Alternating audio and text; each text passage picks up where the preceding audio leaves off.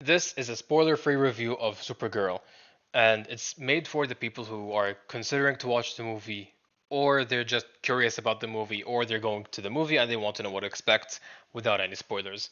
If you're one of those people, this video is for you.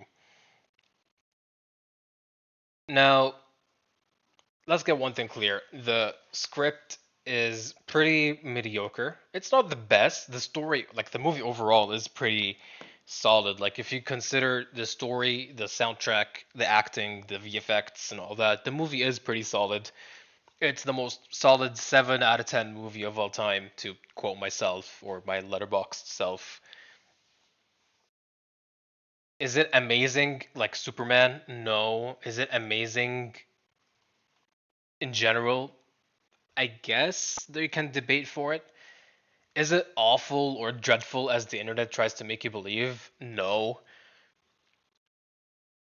Or is it as bad or awful or just downright just downright horrendous as some people on the internet will try to make you believe? No. Does it deserve to be compared to Madam Web and Morbius? No. Does it deserve to be on the same rating as Man of Steel? Not really, no.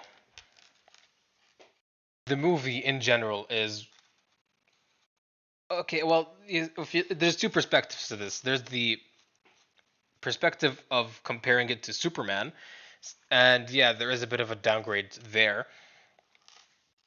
But if you compare it to the previous DC movies that were released, like say Man of Steel, Birds of Prey, um, Aquaman: The Lost Kingdom, Shazam: Fury of the Gods, Black Adam, if you compare it to those movies, yeah, there is a genuine improvement overall.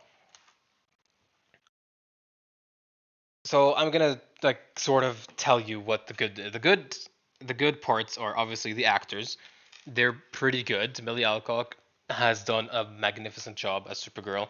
Jason Momoa, you can tell that he loves Lobo and he loves playing Lobo.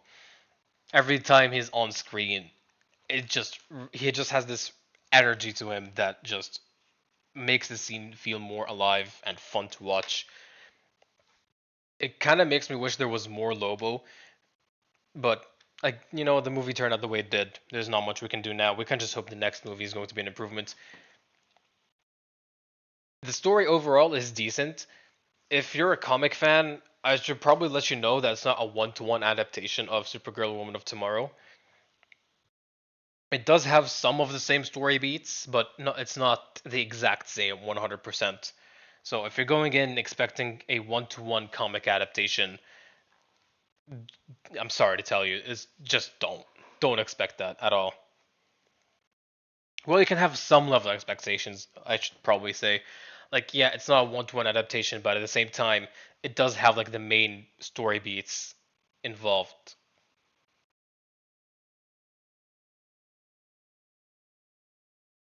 So those are pretty much like the two positives I can say without spoiling it. It- Like, yeah, I'm pretty neutral about the VFX. Like, yeah, it's not awful as what people or some people on the internet tried to make you believe. It's fine. It's decent. It's not ugly to look at. It's really fine. Like I don't know why the overreaction. Speaking of overreaction, a lot of people overreacted about how bad this movie is, and it made me a bit worried. But if you watch it yourself, you'll find out that it's really just an overreaction on from a lot of people, or on a lot of people's parts. One thing also, if you're going in for watching the trailers and the promotional material and such, and you're expecting a lot of Lobo, I'm sorry to tell you, man, he doesn't really play that big of a role in the movie. He does influence one of the main characters a little bit, but most of the scenes he's in are just inconsequential. He's just there to cause chaos and dip out. He really doesn't play that big of a part.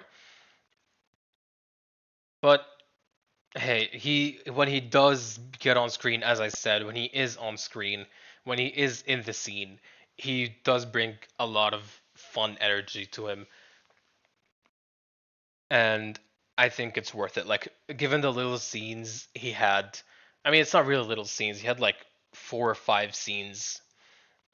So, given those 4 or 5 scenes throughout the movie, I say that he's executed really, really well, and he's really fun to watch.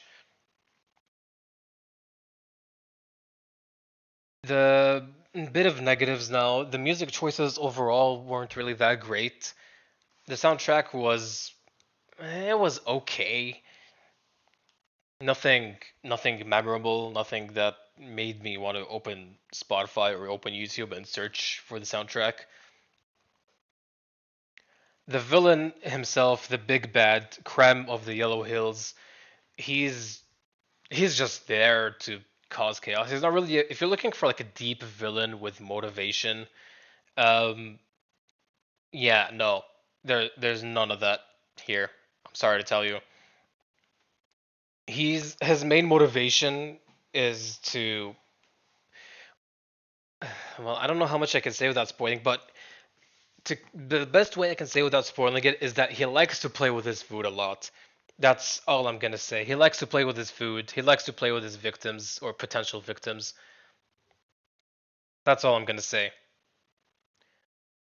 There were a couple of points throughout the movie that just didn't make any sense. You'll know when you watch the movie. If not, you can always wait for my full spoiler review of Supergirl when the movie is no longer in theaters, because I want to give a chance for people to actually go watch the movie before I make a full spoiler review.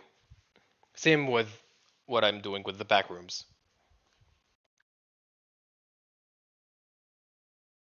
So, yeah, like I said, overall the movie's pretty decent. Like, yeah, there are a couple of points, like I said, like the lack of Lobo, or I expected Lobo not to have a huge role, but a lot of people who went into the movie thought he was gonna have like a big role, given that he was in a lot of the trailers and he's even on like the movie poster when I was heading into the theater.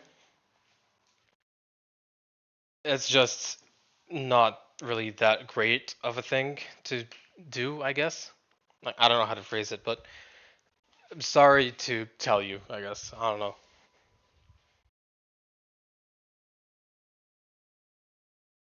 And do I think that people are overreacting on the internet about how bad it is? Yes. Is it amazing? No. But is it fun to watch and is it actually good? Yes, it's actually a good movie. It's actually a really good movie too. It's so good I actually give it 4 out of 5 stars on Letterboxd. Dang, we got 8 minutes. We only recorded here for 8 minutes. Dang, it feels much longer. I don't have that much stuff to say. Crypto. If you read the comic, you'd know he doesn't play that much of a part in the story. If you liked Crypto in Superman 2025, I'm sorry to tell you, man. He um, he takes a bit of a backseat, which we I could say he takes a bit of a backseat in this movie. Overall consensus or like overall like thoughts of the movie. I mean, I already said it multiple times, so I don't know why I'm doing this, but whatever. We're doing it again. Movie is great overall. It's pretty decent. I mean, it's decent sounds a bit bad. Decent is what I'd use to describe uh, I don't know, like Blue Beetle maybe. I mean, no, Blue Beetle was fun. No, no, that was just that's just the wrong way to describe Blue Beetle. Blue Beetle was fun. So yeah, decent is what it's described like Bridge of Spies or iRobot, but Supergirl was good. It was fun.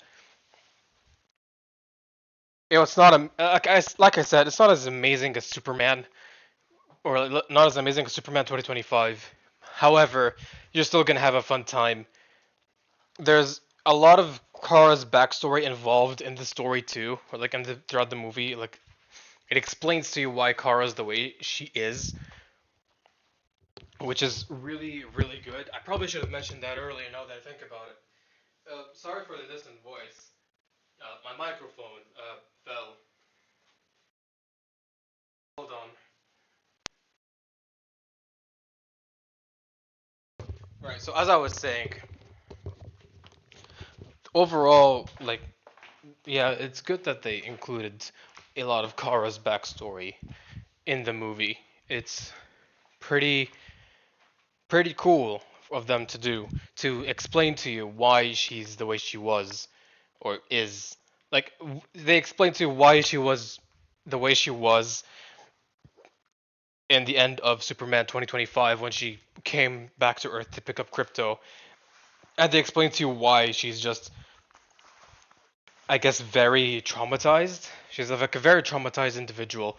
The movie explains all that as well. And yeah, that's pretty much all I have to say. Good, a good movie. Go watch it if you want. I hope I convinced you to, because it really doesn't deserve all the hate. And to the people overreacting about it being the final, like, the DCU is cooked because Supergirl isn't doing well.